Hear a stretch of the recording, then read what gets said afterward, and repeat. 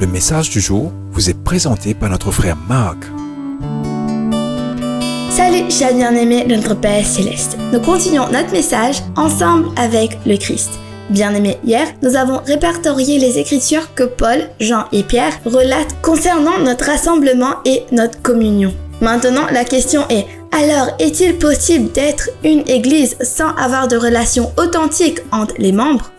Glenn Wagner, qui a écrit « L'église que vous avez toujours voulu », nous interpelle directement sur ce point. Il demande: si la communauté est si importante, comment faire ainsi? De nombreux hommes et femmes dans nos églises viennent chaque dimanche, donnent leur dîme, chantent des chants, puis rentrent chez eux sans connexion significative avec qui que ce soit. Il poursuit en nous rappelant que quand Dieu a déclaré au début de l'histoire de l'humanité qu'il n'est pas bon que l'homme soit seul, il a parlé de bien plus que de la nécessité du mariage.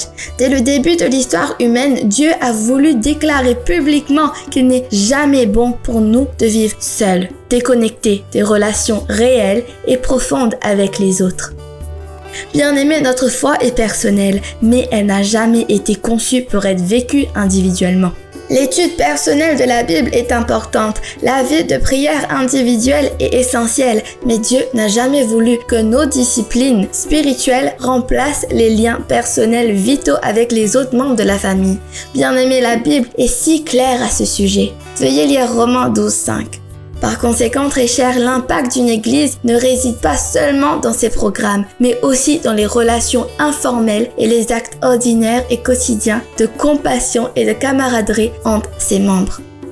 Bien-aimés, les gens d'aujourd'hui ont désespérément besoin d'une église qui fonctionne comme une église, un corps de croyants qui acceptent la responsabilité les uns des autres, sont disponibles les uns envers les autres et se rendent responsables les uns envers les autres.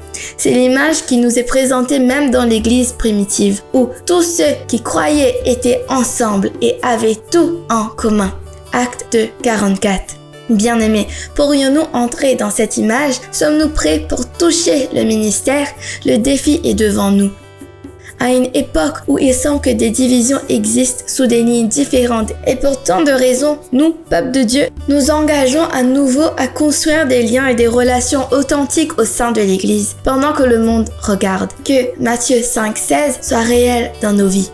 Que Dieu vous bénisse tous. Profitez de votre journée en lui. Nous nous retrouvons demain pour un autre voyage dans la parole de Dieu. Au revoir.